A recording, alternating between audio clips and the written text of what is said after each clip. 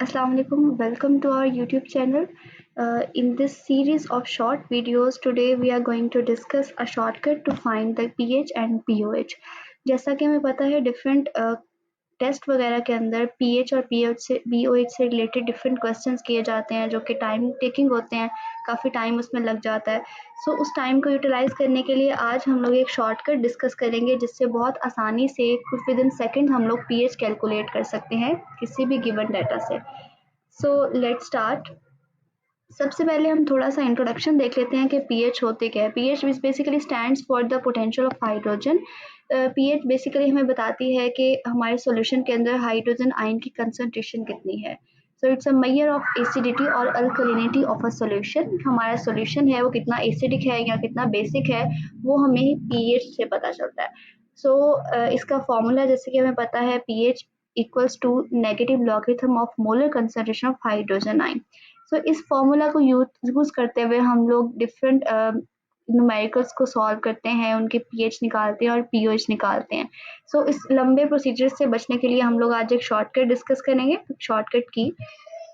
सबसे पहले मैं आपको इसकी लिमिटेशन बता दूं कि जो शॉर्टकट है ये सिर्फ तब हम यूज़ करेंगे जब हमें जो कंसंट्रेशन दी गई है उसका फर्स्ट नंबर 1 होगा। लेट्स से हमें हाइड्रोजन आयन की कंसंट्रेशन जब दी जाएगी न्यूमेरिकल के अंदर, वो 1 into 10 raised to power something, it can be -4 -3 anything।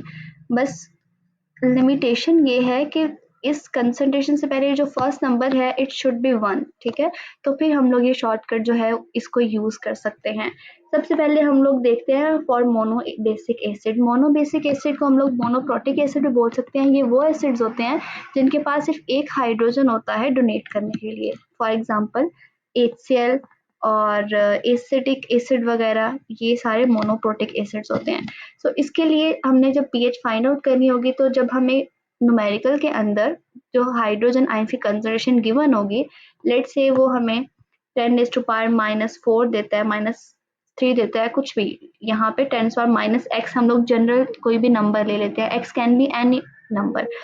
हम लोग डायरेक्टली इसके सॉल्यूशन की तरफ जाने के बजाय हम लोग डायरेक्टली कह सकते हैं कि जो पीएच है it will be equal to the power of this concentration. वहां पे पावर अगर नेगेटिव में है पॉजिटिव में है इट डजंट मैटर, हमें बस पीएच जो है वो हमेशा सिर्फ उसकी पावर के इक्वल होगी। यहाँ पे एक्स जो भी उसकी पावर है पीएच हमेशा उसके इक्वल होगी। ठीक है, नेक्स्ट हम लोग इसके एक एग्जाम्पल डिस्कस कर लेते हैं। What is the pH of 0.00010 molar solution of nitric acid। Nitric acid is a monobasic acid. इसकी उसने हमें कंसंट्रेशन दी हुई है हाइड्रोजन आयंस की, ये वाली 0.00010 मोलर। इसको हम लोग पहले साइंटिफिक नोटेशन में कन्वर्ट कर लेते हैं। 1 into 10⁻⁻4। देख ले इसी का इक्वल होगी ये हमारे पास हाइड्रोजन आयन की कंसंट्रेशन।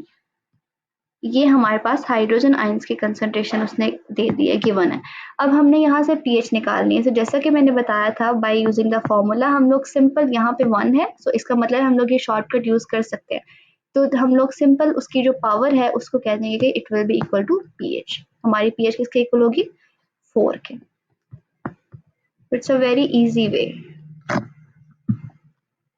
अभी हम बात करते हैं डाइबेसिक एसिड की। डाइबेसिक एसिड ऐसे एसिड होते हैं जिनके पास 2 हाइड्रोजन आयन होते हैं डोनेट करने के लिए। सल्फ्यूरिक एसिड ये एक डाइबेसिक एसिड है, देखिए, क्योंकि यहाँ पे 2 हाइड्रोजन आयन इसके पास मौजूद है डोनेट करने के लिए।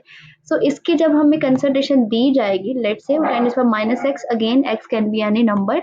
इसकी हम लोगों ने जब पीएच निकालनी है तो उसको लंबी कैलकुलेशन में जाने के बजाय हम लोग डायरेक्ट कह सकते हैं कि जो पीएच है वो इक्वल होगी x can be any number. यहाँ पे जो भी कंसंट्रेशन उसने दी हुई है ये यहाँ पे आ जाएगी, x में से माइनस कर देंगे 0.3 तो वो हमारी पीएच उसके इक्वल आ जाएगी।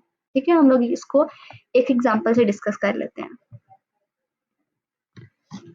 देखिए ये एग्जांपल हम लोग देखते हैं कि सल्फ्यूरिक एसिड की उसने हमें पीओएच फाइंड करने के लिए कहा हुआ है, जबकि कंसंट्रेशन ये बताई हुई है मोलर कंसंट्रेशन। इसको जब हम लोग कन्वर्ट करते हैं पावर में 1 into 10⁻⁻3, तो यहाँ पे हाइड्रोजन आयन की कंसंट्रेशन उसने हमें दी हुई है। तो पीओएच, अब यहाँ पे आपने इस चीज़ का बहुत ख्याल रखना है कि उसने हमें यहाँ पीओएच फाइंड करने के लिए कहा हुआ है। पहले हम लोग पीएच फाइंड करेंगे और फिर अनदर रिलेशन को यूज करते हुए हम लोग पीओएच आसानी से निकाल लेंगे। ये हमें उसने हाइड्रोजन आयन की कंसंट्रेशन दी हुई है। पीएच का फॉर्मूला भी हमने डिस्कस किया था, क्या होगा? x minus 0.3।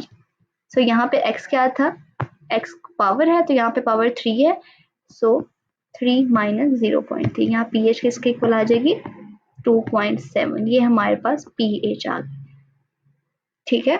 और यहाँ से अब हमने, क्योंकि उसने हमें क्वेश्चन में पीओएच कहा हुआ है, तो हमें पता होना चाहिए कि पीएच और पीओएच का रिलेशन क्या है, pH plus pOH is equal to 14। ये रिलेशन आपको याद होना चाहिए। इस रिलेशन को यूज करते हुए हम बहुत आसानी से पीएच से पीओएच निकाल सकते हैं। पीएच हमारे पास अभी हमने कैलकुलेट की थी 2.7 प्लस पीओएच हमने फाइंड आउट करनी है इज इक्वल टू 14।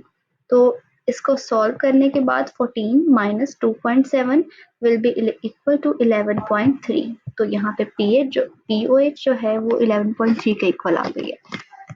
और ये थी आज की वीडियो जिसमें हमने पीएच और पीओएच फाइंड करने के लिए एक इजी और शॉर्टकट वे को यूज किया। होप सो आपको समझ आ गई होगी। So thank you so much for this.